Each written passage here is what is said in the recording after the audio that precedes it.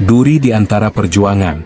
Di panggung-panggung gemerlap mereka berteriak lantang, mengumbar janji, melontar tudingan yang menusuk rekan seperjuangan. Dulu bersama, menantang tirani demi meraih kebebasan. Kini beda jalan, lupa akan sumpah darah dan ikatan perjuangan.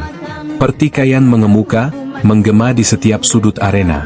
Panglima melawan panglima, ambisi membakar jiwa mereka.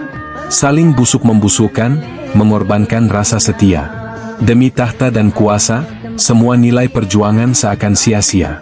Satu periode tak cukup, mereka ingin lebih banyak.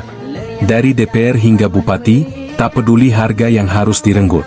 Melawan teman, melawan komando, tanpa peduli jejak.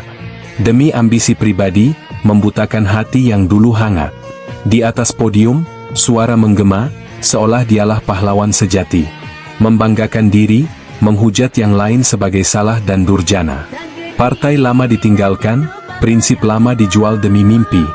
Namun di hati rakyat, hanya luka dan kecewa yang tersisa. Kapan perjuangan kembali pada esensinya? Menyatukan hati, membangun Aceh yang sejati.